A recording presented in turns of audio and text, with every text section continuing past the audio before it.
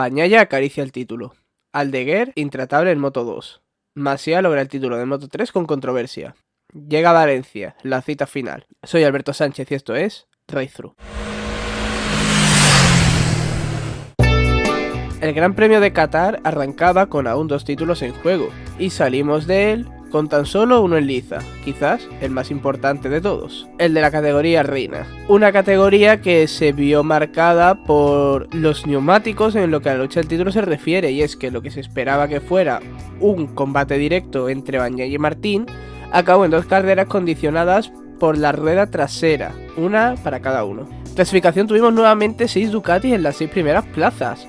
Y es que este es un circuito que tradicionalmente le ha venido bien a la marca de Burgos Panigale. Aunque eso sí, con una diferencia respecto a la última carrera, y es que mientras que en Sepang la primera línea fue ocupada completamente por 3 GP23, en Losail serían las motos del año pasado, las GP22, las que la coparían. Segunda pole de Luca Marini, respondiendo de esta manera al interés de Honda de las últimas semanas. Junto a él partirían las 2 Gresini. Gran clasificación de Fabio Gianantonio, que con este gran final de temporada busca aferrarse a la mínima esperanza de pillar una de las motos GP que queden sueltas para el año que viene, y de un Alex Márquez que también está terminando el año bastante bien. Bagnaia por su parte se encontraba rodeado de las Pramac en esa segunda línea, mientras que su compañero Bastianini, después de lograr la victoria en Sepang, se quedaría en Q1. Una clasificación que se vio un poco opacada por la polémica sucedida durante los libres. Por un lado tendríamos la de Marco Bezzecchi con Pol Espargaró, que tras rebasarse el uno al otro de manera muy cerca, jugándose una caída ambos y generando situaciones peligrosas, en la práctica de salida el italiano golpearía con su rueda delantera, no muy fuerte pero sí varias veces de manera consecutiva, la trasera de Pol, acción que no se llevaría sanción, mientras que por otro lado teníamos al otro hermano Espargaró, a Aleix, que tras ensarzarse en una trifulca con Morbidelli le acabaría dando una torta en el casco, acción totalmente reprochable y que acabaría con una sanción de 6 posiciones para el piloto de Aprilia y 10.000 euros de multa, acción seguida de unas polémicas declaraciones de Franco Morbidelli que incluirían a la familia de Aleix y que no harían sino calentar el ambiente en la categoría reina. En la sprint, Marini mantendría la primera plaza en la salida, mientras que Pecco y Martín aprovecharían la mala arrancada de Gianantonio para ponerse cuarto y tercero respectivamente. Una primera vuelta que se vio marcada por el accidente en la curva 6, provocado por Miguel Oliveira, que se llevaría por delante a Aleix Espargaró, cuya caída acabaría también con la caída de Enea Bastianini, que venía justo por detrás. Una acción entre comillas parecida a la que sufrió en Portugal con Marc Márquez, y en la que él, siendo causante, sería el más perjudicado, pues sale de Qatar lesionado y es más que probable que se acabe perdiendo la cita de Valencia. Aleix por su parte también pasaría por el centro médico dolorido y tras intentar salir a carrera el domingo se vería obligado a abandonar por la lesión que veremos qué condición llega a la última cita del año. Bastianini por su parte saldría ileso. A partir de la vuelta 5 el ritmo de Marini y Bagnaia empieza a decaer drásticamente, y es que el neumático trasero de ambos pilotos comenzaría a darles problemas. Martín aprovechó ese momento y se puso líder. Gianantonio por su parte remontaba por detrás y lograría colarse en podio. Sorprendente final de campeonato de un piloto que está prácticamente fuera de la parrilla para el año que viene. Bagnaia comenzaría a descolgarse, mientras que Martín se escaparía en el liderato. Esto permitía que el título acabara decidiéndose en Valencia y no en la carrera del domingo. Gianantonio, tras pasar a Marini, fue a la caza de Martín para lograr su primera victoria, aunque fuera en sprint, y la tercera victoria en sprint del equipo Gresini. Y a pesar de llegar a su rueda, no sería capaz de adelantarle, y el piloto del Pramac se lleva un sprint más que le permite aplazar el título a Valencia y, de repetirse el resultado en la carrera larga, salir a muy pocos puntos del líder de Qatar. Gianantonio por su parte logra su primer podio en un sprint, que se suma al podio logrado en Australia en la carrera larga, mientras que el tercero, a pesar de sus problemas, sería Luca Marini, que lograría aguantar a Alex Márquez detrás. Pecco, también con problemas en los neumáticos, finalizaría quinto, manteniendo a raya a Maverick Viñales. En la carrera larga, sin embargo, sucedería lo contrario. Martín patina en la salida y se queda un poquito retrasado, mientras que Bagnaia por su parte se pondría el líder. Algo no iba bien en la moto del español. Pecco se escapa con Marini y la Gresini, mientras que el del Pramac se va hacia atrás con un ritmo muy lento y montando un trenecito. Binder, que aún tenía opciones de terminar tercero en el campeonato, se mete en la fiesta de las Ducati y llega a rodar tercero en solitario. Sin embargo, la KTM parece no haber evolucionado lo suficiente en este último tramo de temporada y no ha conseguido recortar esa diferencia diferencia que le metían las GP22 al principio de temporada, ya ni hablar de la diferencia de la GP23 que sigue evolucionando. Si el sábado Pecco y Marini sufrieron un poco en el neumático trasero, Martín el domingo sufriría aún más que ellos, lo cual haría que comenzara a perder posiciones de manera continuada, primero con Maverick Viñales, que se llevó varias vueltas rodando detrás suya, y después con Fabio Quartararo y Jack Miller, que no tardaron tanto en adelantar al piloto madrileño. La distancia del campeonato aumentaba. Pecco no logra escaparse del todo y Di Giannantonio se coloca a su rueda. Durante media carrera esta sería la situación en la parte delantera, con un Fabio que no sabemos si estudiando o esperando a una caída del neumático no le metía rueda al piloto campeón del mundo. De Gresini estaba eso siguiente su gran oportunidad de ganar por primera y quizás única vez en MotoGP. Fue en ese momento cuando le empezaron a llegar mensajes que a día de hoy aún no sabemos qué significaban por parte de su equipo. Primero un mensaje en el dashboard indicando Mapinocho, seguido de un mensaje todavía más indescifrable con un cuádruple 0 en la pizarra al pasar por meta. No sabemos si era un mensaje en clave de Ducati para pedirle que se mantuviera a raya y no adelantara a Pecco. Significara lo que significase, Di Giannantonio aún así le tiraría la moto al piloto oficial y a falta de 4 vueltas lo adelantaría. Bagnaia se le intentaría devolver en la primera curva en la siguiente vuelta. Sin embargo, por culpa del rebufo, se iría largo y casi llegaría a llevarse por delante a Fabio, al que esquiva de milagro. Salida de pista de Bagnaia que hace que cualquier opción de luchar por la victoria fuera ya imposible. De 26 puntos que llegó a meterle a Martín durante la carrera, la distancia se quedaba reducida en 21. Victoria por tanto de un Fabio Di Giannantonio que se desquita de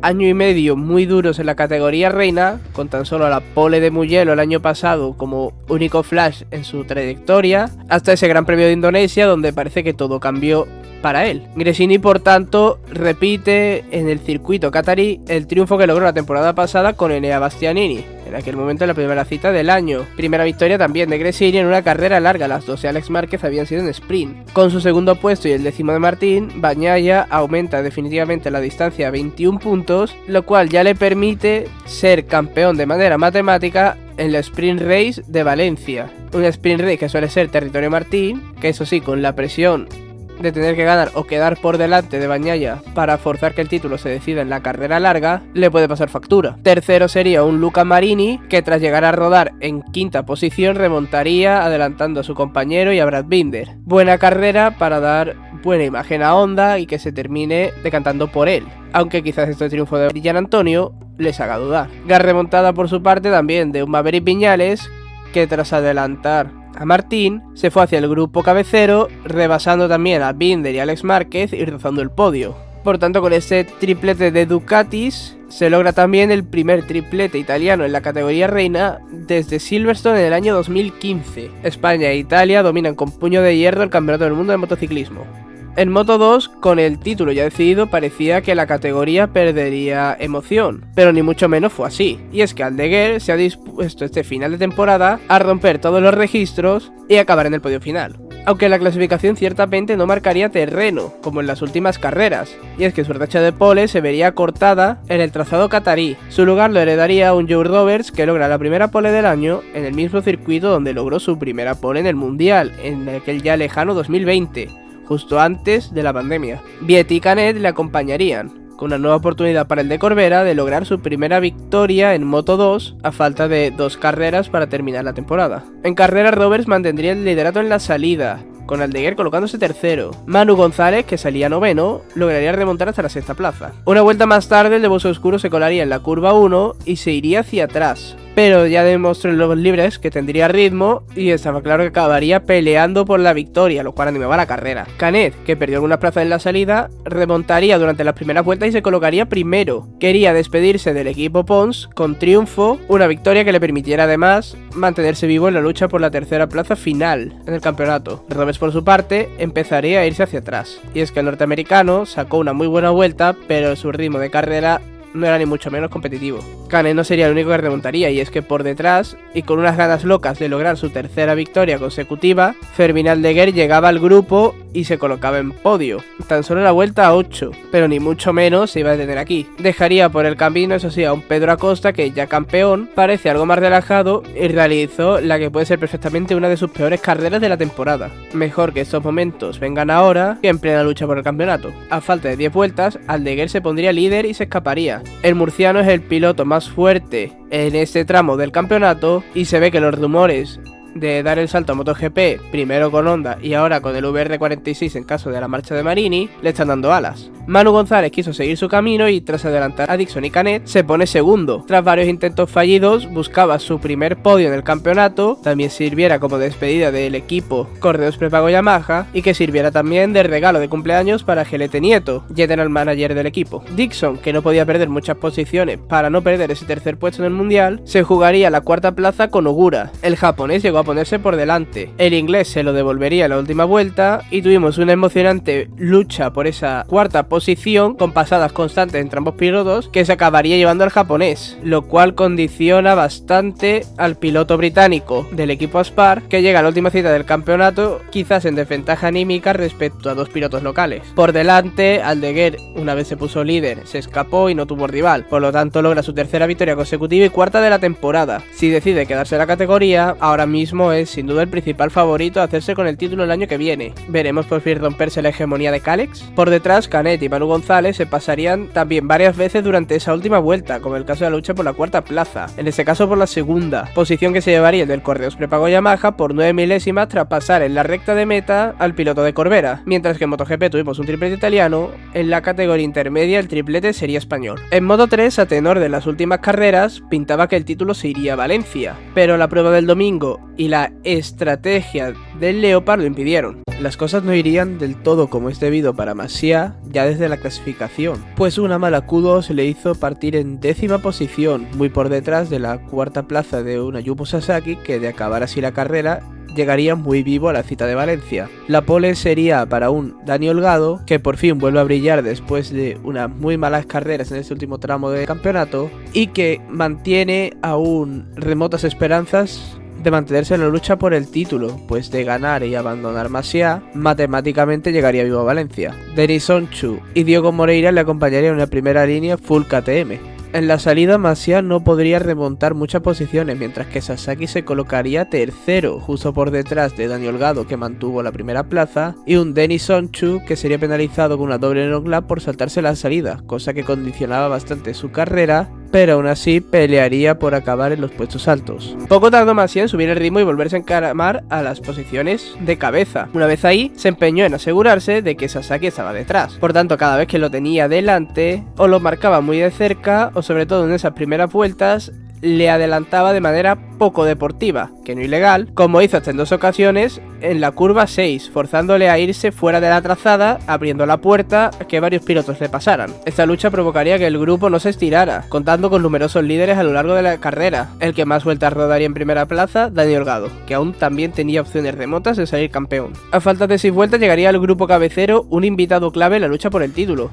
y es que por primera vez Masia tendría a su compañero de equipo para poder luchar contra Sasaki, que ya contaba con Colin Bayer en esas posiciones altas durante las últimas carreras, aunque tampoco le fue de mucha ayuda en Malasia, ciertamente. Fernández tenía claro su papel, y a la mínima que tuvo delante a Yumu Sasaki, le hizo lo mismo que Masia anteriormente, justo en la misma curva. No solo eso, sino que Adrián, una vez se pone por delante, comenzaría a controlar la posición de Sasaki para evitar que este lo pasara, provocando a su vez que el grupo se cortara. Y es que Masia, liderando el grupo delantero, tiraría para que eso sucediera, dejando el grupo cabecero en 5 motos, con Sasaki en el grupo trasero, un Sasaki que tendría que acabar cuarto en caso de que Masia ganara la carrera para poder seguir vivo en la lucha por el campeonato. Un grupo de 5 que contaba con la sorprendente presencia de un Denis Onchu que tras realizar las 2 long lap y llegar a rodar en 25ª posición, aún tenía incluso opciones de victoria. Todo ello debido al lento ritmo que tuvo la cabeza de carrera durante toda la misma. Una vez Sasaki dejó atrás a Adrián Fernández, tiraría como un demonio en las últimas 2 vueltas para intentar ser cuarto y aplazar el alirón, pero al alcanzar el grupo tendría un susto a falta de pocas curvas para el final, que provocaría que Holgado también se cortase y que dejaba ya el título prácticamente sentenciado, a no ser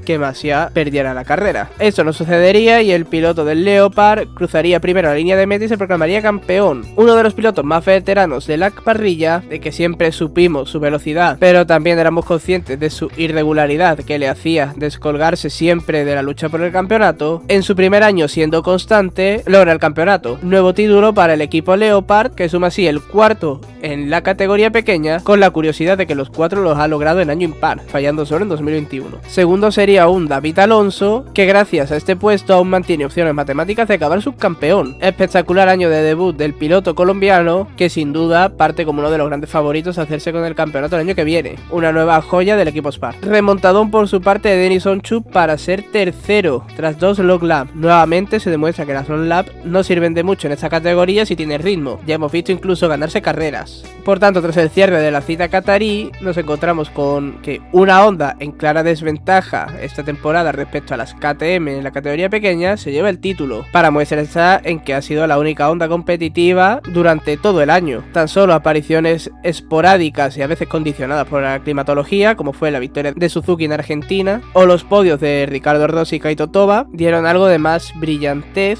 a la temporada de la marca de la Ala Dorada. Cerramos así por tanto la segunda cita del triplete y nos vamos ya hasta la final de las finales, el Gran Premio de Valencia en el circuito de Ricardo Tormo, donde solo queda un título en juego, que es además el de la categoría reina. A priori todo parte de cara para que Pecco revalide el campeonato. De lograrlo sería el primer piloto en repetir título desde Marc Márquez, tras ganarlo el piloto de Cervera de manera consecutiva entre 2017 y 2019. Eso sí, Pecco no puede relajarse y es que la sombra de lo sucedido en 2006 en el mismo circuito está por ahí, aquella temporada en la que un Nicky Hayden parecía que se quedaba casi sin opciones tras su caída en Estoril, pero que gracias a esa derrota de Rossi en los últimos metros respecto a Elías en esa carrera le permitía llegar con algo de opciones que se convertiría en realidad tras la caída de Valentino y su tercer puesto. Martín por su parte quiere hacer historia y ser el primer piloto independiente campeón de MotoGP, el primero desde Rossi en la categoría reina, que en el año 2001 en la categoría de 500. De esta forma emularía lo logrado por su equipo ya en Qatar. Y es que el Prima Pramac Racing se ha convertido en el primer equipo independiente en lograr el título de equipos en la categoría reina. Al tratarse de la última cita tendremos que estar pendientes de todo lo que suceda en pista desde ya el viernes, cuando se empezará a marcar la clasificación con los libres. Unos horarios que sufrieron una pequeña variación el domingo por su coincidencia con la última cita de la Fórmula 1. Eso sí, el viernes todo se mantiene igual, con los libres 1 de Moto 3 empezando a las 9, terminando MotoGP a las 11:30. Libres 2 por su parte arrancarán con la categoría pequeña a la 1:15, cerrando la categoría reina a las 4. Sábado, tercera sesión de libres, con las motos pequeñas arrancando motores a las 9:20, mientras que las motos grandes terminarán las prácticas a las 11:20. 10 minutos después arrancará la clasificación de MotoGP, 11:10. Tras un breve parón regresará la clasificación de Moto 3 a la 1:10, con la quali de Moto 2 a las 2:15 y la Sprint Race, primer momento en el que Bagnaia puede salir ya campeón, a las 3 de la tarde. En caso de no suceder, toda la emoción llegará el domingo, un domingo que inicia la acción un poquito más tarde con el warm-up a las 11:20, la carrera de Moto 3 a las 12, Moto 2 disputando su última prueba a la 1:15 y MotoGP cerrando a las 3 de la tarde, momento tras el cual sabremos definitivamente quién será el campeón de MotoGP de la temporada 2023. Un gran premio que pinta muy emocionante y que esperemos que llegue vivo hasta el final de los finales. Lo veremos la semana que viene, entonces a seguir dando gas.